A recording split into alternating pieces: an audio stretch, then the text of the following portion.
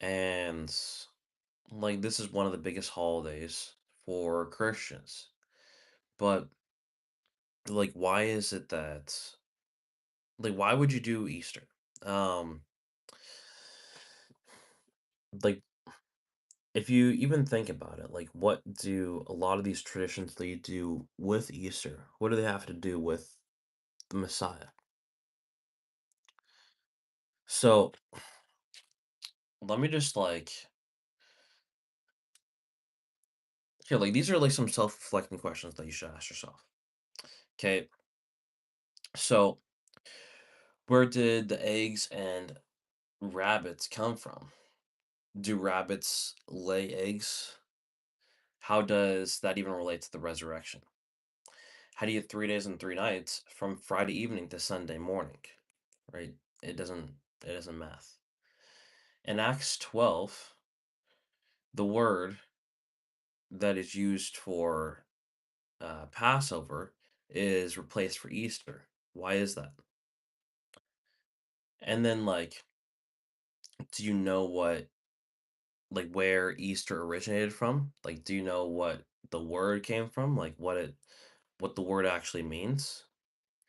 And do you know where your Easter ham comes from, and or why you even would have ham for Easter?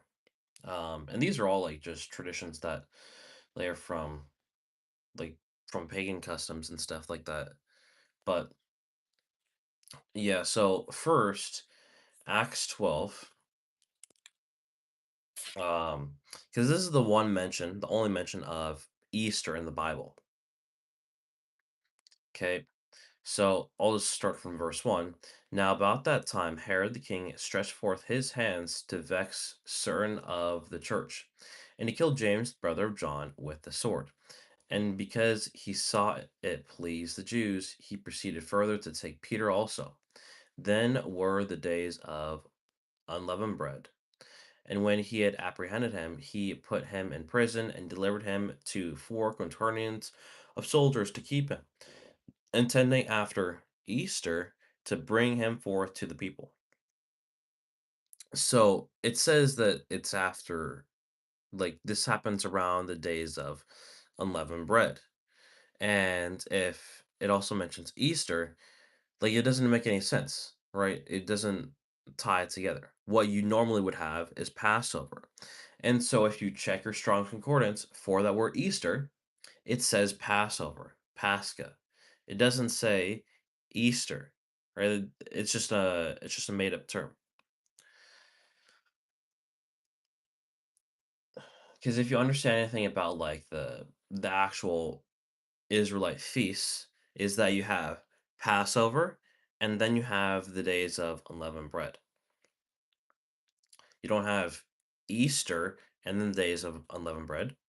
And then if you think about it, the Christians, they don't do unleavened bread, they don't do Passover, but they have this other thing that they made up as Easter. And so if you check some other translations of the same verse, Acts 12 verse 4, you will see that it does say Passover. Right? This is even the NIV, right? One of the most apostate translations. It says, after arresting him, he put him in prison, handing him over to be guarded by four squads of four soldiers each. Herod intending to bring him out for public trial after Passover. You got the New King James Version. So when he had arrested him, he put him in prison and delivered him to four squads of soldiers to keep him, intending to bring him before the people after Passover. Right? So it doesn't say Easter, it says Passover.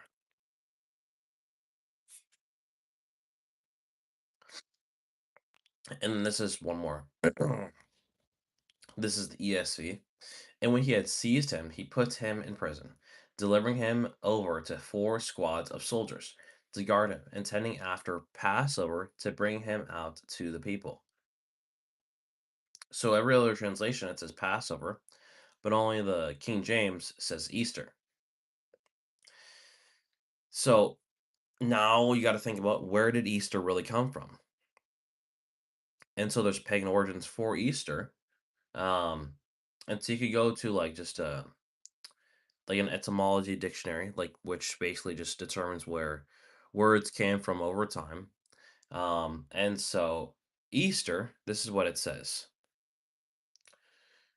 Um, so it's the old, so there's the Old English Easter dig from Eastre or Northumbrian Ostre from this Proto-Germanic Ostron Don, also the name of a goddess of fertility and spring.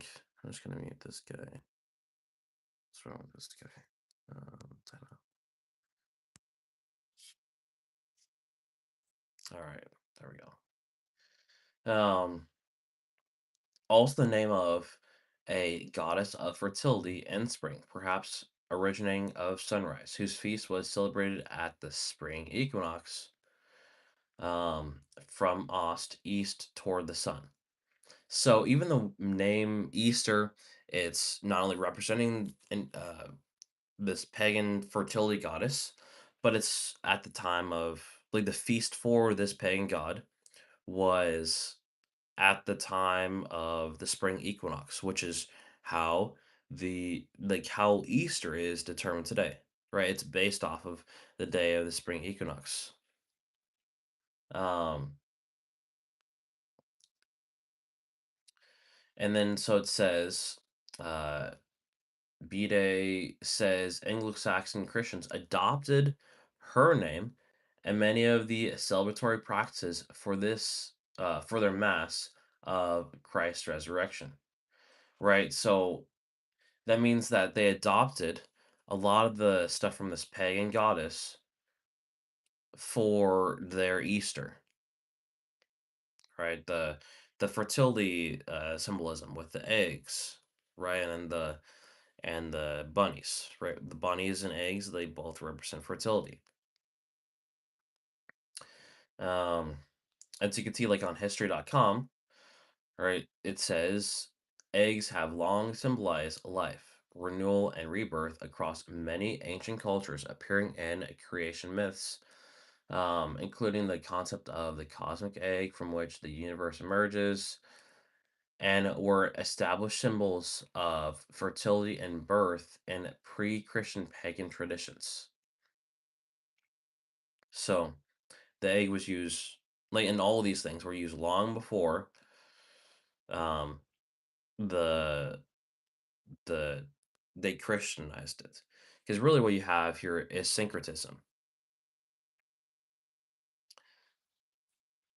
You have the combination of Christianity and paganism, and this happened when Constantine came in power, right? And you have in 321 AD with the Nicene Creed and all those things, where they chose to change things, right? They changed the Messiah's name, they incorporated some pagan holidays so that they can stay in power. And that's how they supposedly converted the heathen to like start following the God of the Bible, but really they weren't following the God of the Bible, right? You can't combine paganism with the ways of God.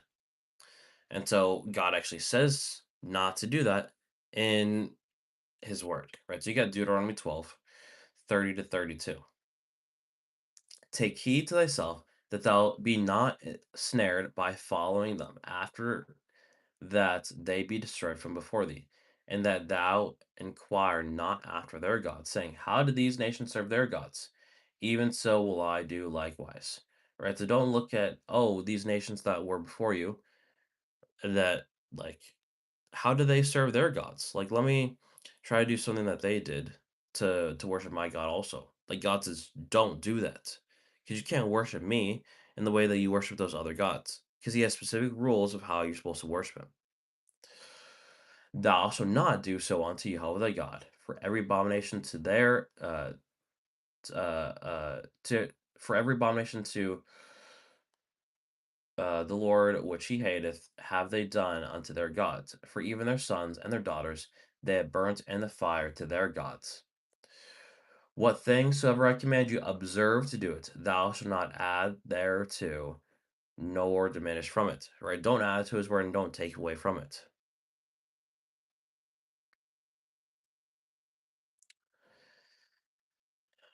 And so you have many Christians they think that it's okay to Christianize things, right? To combine things, but here it says absolutely not.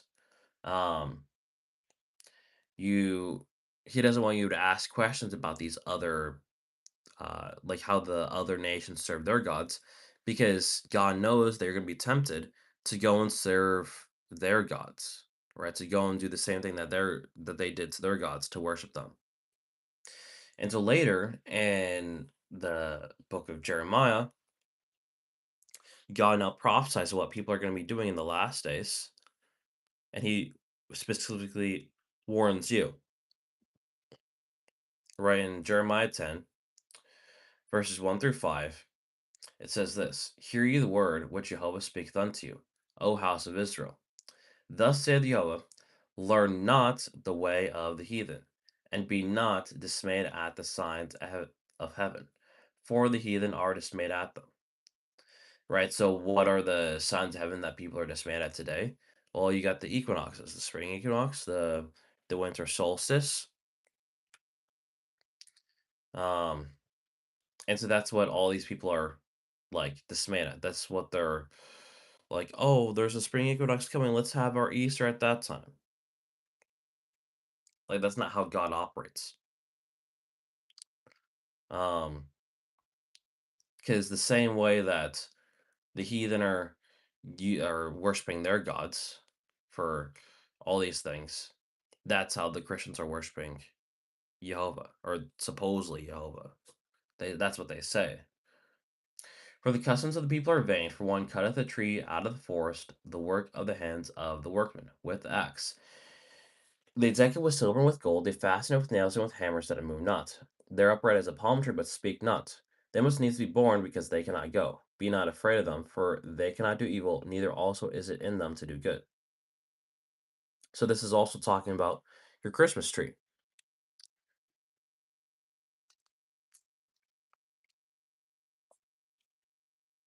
because Christmas is also a pagan holiday, but that's not what this video is about.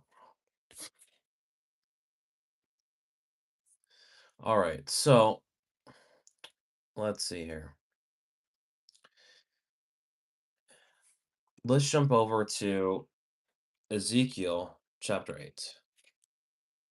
Okay, could you get specifically what even you get more details of what Christians are doing, what's prophesied that they're going to be doing today, right? Just as Jeremiah prophesied. So, Ezekiel 8, verse 13, he said also unto me, turn thee yet again, and thou shalt see greater abominations that they do. Then he brought me to the door of the gates of Jehovah's house, which was toward the north. And behold, there sat women weeping for Tammuz. Right. So then, what is Lent about? Lent, if you look into the history or like the mythology or whatever it is about Lent, Tammuz, right? He was killed by a wild boar when he was 40 years old, and then and like he's like the reborn sun god. That's what Tammuz is, right? He's the son of Nimrod or something like that. And so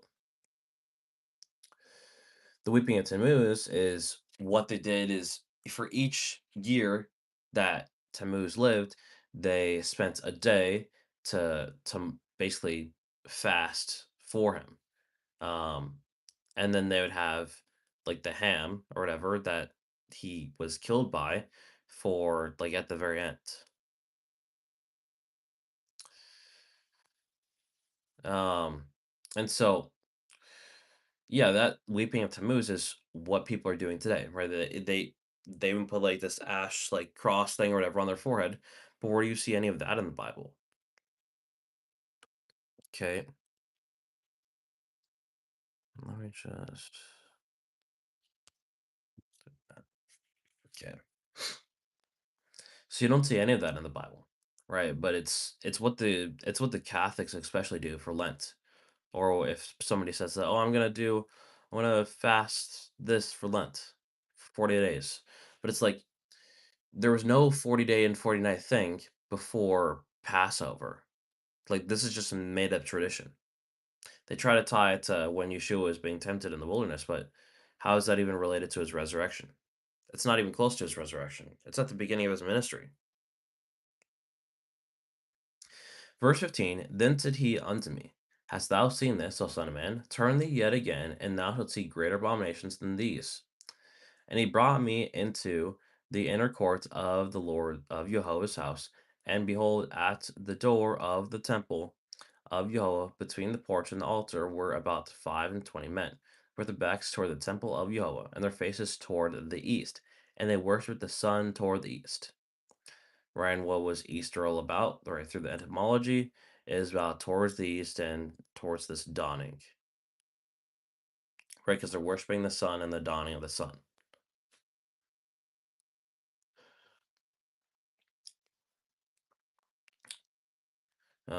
And I'll continue to the end. Then he said unto me, Hast thou seen this, O son of man? Is it a light thing to the house of Judah that they commit the abominations which they commit here? For they have filled the land with violence, and have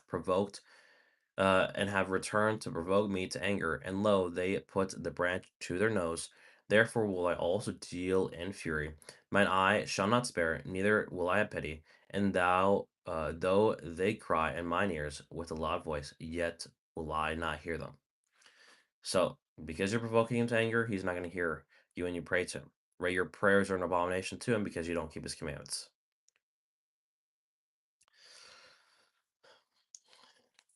And so now you can go over to, let's go over to Jeremiah 7.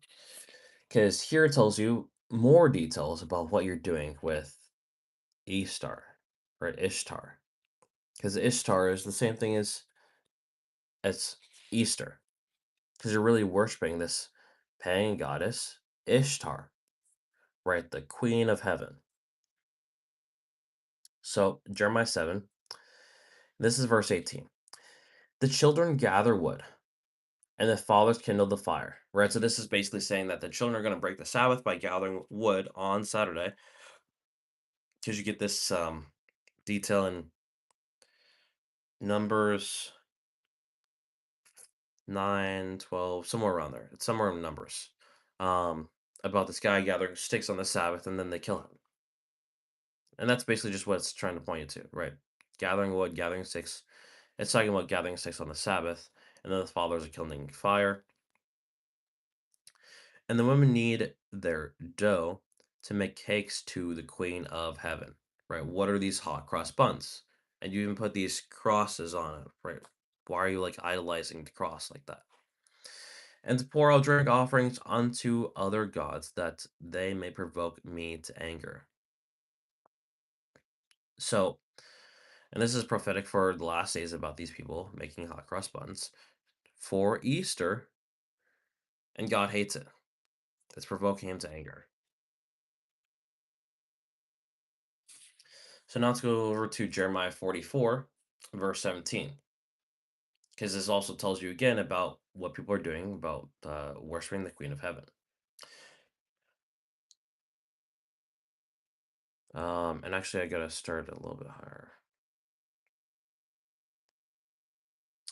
I'll start from verse 16. As for the word that thou hast spoken unto us in the name of Jehovah, we will not hearken unto thee. Right? They're not going to listen to Jeremiah. But we will certainly do whatsoever thing goeth forth out of our own mouth to burn incense unto the Queen of Heaven. And burning incense, that means praying. Right? You get that in Revelation. So they're praying to the Queen of Heaven. They're praying to Mary. They're like, it's just all this stupid stuff. And to pour out drink offerings unto her, as we have done, we and our fathers, our kings and our princes, in the cities of Judah and in the streets of Jerusalem. For then had we plenty of victuals, and were well, and saw no evil. So basically, people think that, oh, God's not doing anything wrong to us, even though we're doing Easter. that means that it's okay. Like, no, it's not okay. Like, he even prophesied in Hosea that he's not going to punish their daughters when they commit adultery, because back in at the time of Israel, he would have uh, given them like swollen thighs and stuff like that to basically punish them. But now he's not going to even do that. And so Christians think that, oh, like we're doing Easter and nothing's happening to us, so we're just sitting at Queen and everything's going well. No, like you're doing the same thing that these people in Jeremiah 44 are doing when you guys are doing Easter. Because it's still a pagan abomination. You're still worshiping other gods. But since we left off to burn incense to the Queen of Heaven and to pour out drink offerings unto her, we have wanted all things and have been consumed by the sword and by the famine. And so they think, oh, because we weren't worshiping this pagan god, that we're now being destroyed. But no, it's because you were worshiping the other god, then now you are being destroyed. Right? Because like all the stuff was probably taken away from them when they were being afflicted. And when we burn incense to the Queen of Heaven and poured out drink offerings unto her, did we make cakes? Did we make her cakes to worship her and pour out drink offerings unto her without our men? So basically, they're like, oh well, like our men, they were with us, they were in it with us too. They supported us, right? So the women are these Jezebels, and the men are Ahabs, just doing whatever the women want. Because if it was the men's decision, like they wouldn't probably be doing Easter. Maybe some of them obviously would, but it's more just like the women wanting the kids to do stuff, right? The children rule over you, and women are your oppressors. That's what Isaiah 13 says. Verse 20. Then Jeremiah said unto all the people, to the men, and to the women, and to all the people which had given him that answer, saying, then since they burn in the cities of Judah and in the streets of Jerusalem, ye and your fathers, your kings and your princes, um, and the people of the land, did not Jehovah remember them, and came it not into his mind, so that Jehovah could no longer bear because of the evil of your doings, and because of the abominations which ye had committed? Therefore is your land a desolation, and an astonishment, and a curse without inhabitants, as at this day. Because ye have burned incense, right, prayed, and because ye have sinned against Jehovah, and have not obeyed the voice of Jehovah, right? Obeying his voice is about keeping his covenant, nor walked in his law, right? And you get that in Exodus 19. Nor in his statutes, nor in his testimonies. Therefore his evil is happened unto you as at this day. Um, Moreover, Jeremiah said unto all the people and to all the women, hear the word of Jehovah, all Judah that are in the land of Egypt. Thus saith Jehovah of hosts, the God of Israel, saying, ye and your wives have both spoken with your mouths and fulfilled with your hands, saying, we will surely perform our vows that we have vowed, to burn incense to the Queen of Heaven, and to pour out drink offerings unto her. Ye will surely accomplish your vows and surely perform your vows. All right. Let's see where to go next. So, kind of went over a lot of like the prophecy for what people are going to be doing today. Um, Worshiping these other gods, well, worshiping like the Queen of Heaven, Ishtar, through all these different traditions. They're going to be um, lying to God or whatever, and they're going to be saying, "Oh, our men were with us and supported us to do these things. It wasn't just us that did it." Um, You got the details of them doing Lent before Easter. You got the details of them doing hot cross buns. You got the details of them worshiping the sun and doing it according to the spring equinox. Like all of that is written in here. And so let's yeah, actually let me read this. So third John chapter 1 verse 7 Um, I'll do verse 6 and 7. Which have borne witness of thy charity, which is love, before the church, whom if thou bring forward on their journey after a godly sort, thou shalt do well. Because that for his name's sake, right, you're supposed to be proclaiming the truth for his name's sake and all that stuff, worshiping him for his name's sake. They went forth, taking nothing of the Gentiles, right? You're not supposed to take anything from the Gentiles. But what have you taken from the Gentiles? Christmas, Easter, Sunday worship, crosses, Christmas trees, like all these pagan traditions. You took it from the Gentiles. We are supposed to take nothing from the Gentiles. Like that's why Paul says to a certain group of people in Colossians 2, therefore let no man judge you. It's not talking about like it's not talking about everybody. It's talking about only the people that are keeping the commandments.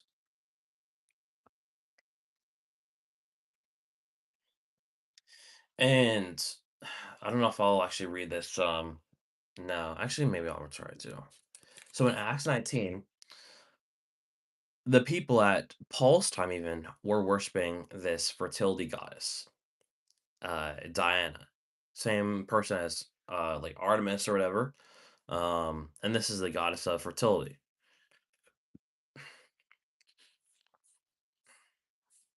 Like it was spread to the whole world at Paul's time. That's what it says. So Acts 19, verse 23.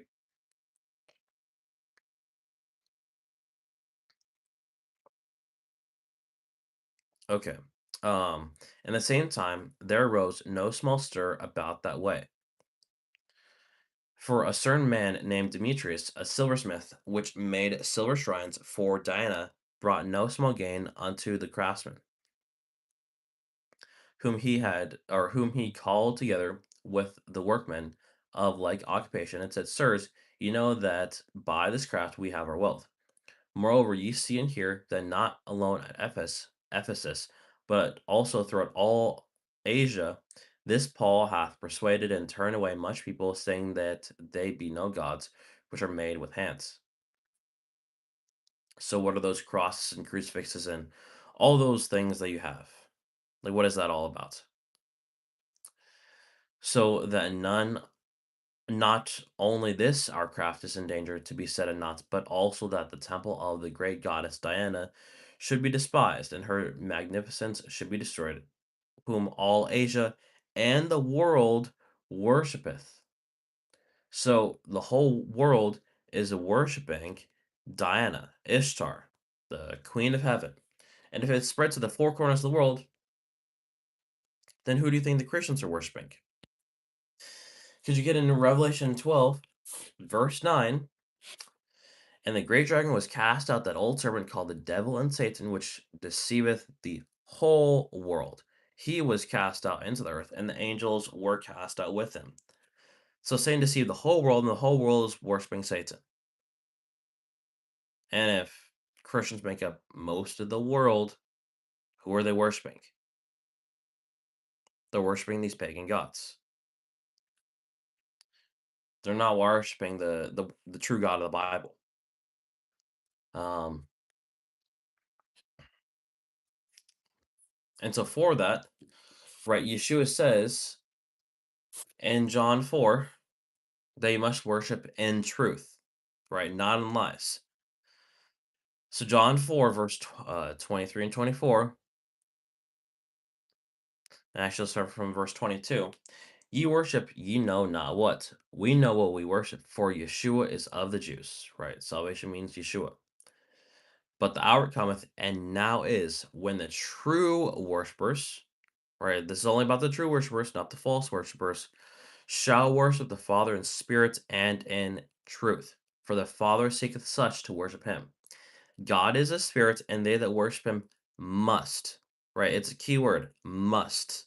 Get that in your head. They must worship him in spirit and in truth. If you are worshiping him in a lie, then you're not in the truth. That means you don't have the Holy Spirit.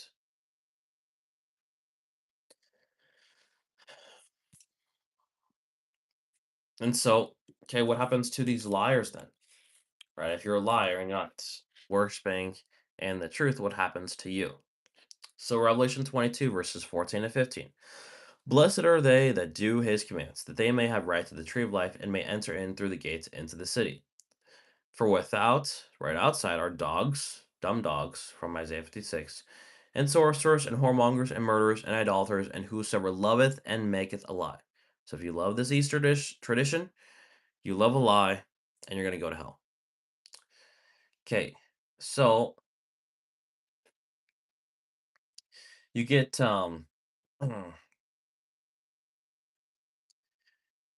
let's see, do I want to go there first?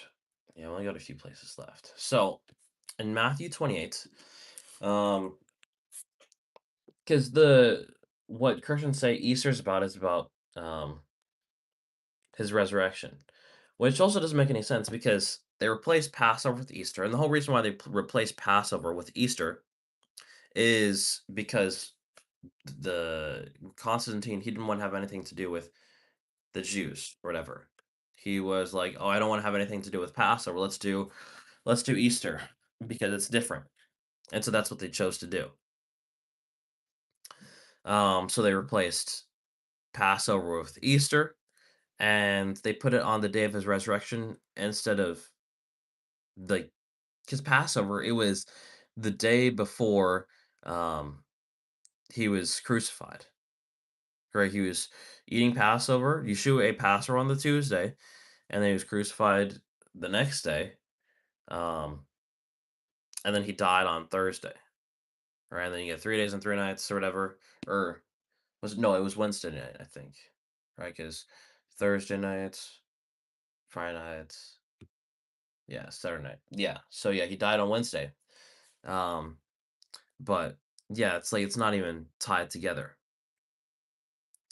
And so Christians like to say, "Oh, well, he just died on a Friday." Um, however they get that from. But Yeshua said that the only sign that he would give them is this 3 days and 3 nights, right? That he would be in the tomb for 3 days and 3 nights, right? This is a it's a clear verse, and he's quoting from Jonah, where Jonah was in the belly of the whale for 3 days and 3 nights. It specifically says that. It doesn't just say 3 days, it says 3 days and 3 nights. Go look it up. Because I see too many Christians saying, "Oh, it just says 3 days." No, it says 3 days and 3 nights. Do you think God just says things in vain? Do you think his Messiah says things in vain? He's not saying 3 days and 3 nights in vain. He says it for a reason. Okay, so 3 days and 3 nights. Okay, if you count from Friday night, right? If we assume it's Friday night to Sunday dawn, right? And each day begins at dawn, so you can't really count anything of Sunday. So you got. Can you still hear me? Because I just had an alarm go off. I don't know if you can hear me now. Let me actually double check. No. Um, I just need to double check now.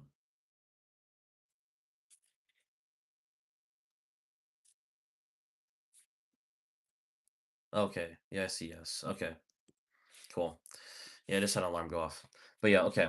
So you have 3 days and 3 nights. So let's try counting. So you got Friday night, and then you're already at Saturday, which is dumb. Saturday morning, Saturday night. Okay, and then you can't really count dawn, but let's be generous, right? So Saturday or Sunday dawn, right? So you technically got 2 days, or what is it? 2 days and 2 nights, or whatever. That's not even close to 3 days and 3 nights. Like, what's going on here? The only way that this works out is that if he's cut off in the middle of the week, right? Wednesday. And, well, funny enough, Daniel actually prophesies about this, right? Daniel 9, right? This is the only sign. And, like, I won't even get into this, but you got 1 Corinthians 15, 1 through 4. The Christians say it's the gospel, but they don't believe according to the scriptures. And Paul says that 2 times believe according to the scriptures, um, and believe everything that I already told to you, or else you're going to believe the death, burial, and resurrection in vain. So this is Daniel 9, 26 and 27. And after 62 weeks shall Messiah be cut off, but not for himself. And the people of the prince that shall come shall destroy the city and the sanctuary, and the end thereof shall be with a flood. And unto the end of the war desolations are determined. And he shall confirm the covenant with many for 1 week. All right, he's going to refresh the covenant. And in the midst of the week, right, so the middle, he shall cause the sacrifice and the oblation to cease. And for the overspreading of abominations, he shall make it desolate, even unto the consummation, and that determined shall be poured upon the desolate. So he's going to be cut off in the middle of the week. So now you know, right? The middle of the week is Wednesday. Right, Wednesday, it's at sunset.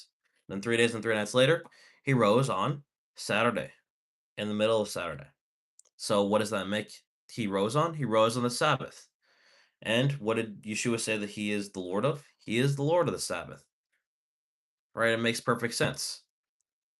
Right? You get your perfect 3 days and 3 nights. He was cut off in the middle of the week, and it says that he ended sacrificial law here.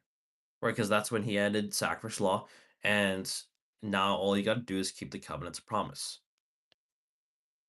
And so in Matthew 28, the angel rebukes Mary for coming to see Yeshua on the fourth day.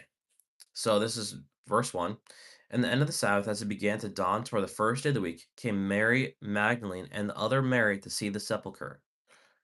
And behold, there was a great earthquake, for the angel of Jehovah descended from heaven and came and rolled back the stone from the door and sat upon it. And his countenance was like lightning, and his raiment white as snow. And for fear of him, the keepers did shake, and became as dead men. And the angel answered and said unto the women, Fear not ye, for I know that ye seek Yeshua, which was crucified. He is not here, for he is risen, as he said. Come see the place where the Lord lay. All right, so he tells them he's not here; he was risen, as he said. Or he told you. And go quickly and tell his disciples that he is risen from the dead, and behold, he goeth before you in Galilee. There shall ye see him. Lo, I have told you. And then they went. Um, so yeah, like there they plainly say. Um, and so yeah, I guess I'll just like wrap it up for with this last thing, right? So you got Mark 7. Christians use this falsely for trying to say that you can eat anything you want. But Isaiah prophesies, right, about what the Christians do. Verse 6. He answered and said unto them, Well hath Isaiah prophesied of you, hypocrites, right? Christians, you are hypocrites, as it is written, This people honoreth me with their lips, but their heart is far from me. Howbeit in vain do they worship me, teaching for doctrines the commandments of men. For laying aside the commandment of God, ye hold the tradition, the Eastern tradition, as the washing of pots and cups, and many other such like things ye do. Right? And he said unto them, Full well ye reject the commandment of God that ye may keep your own tradition. So that's what you do, Christians.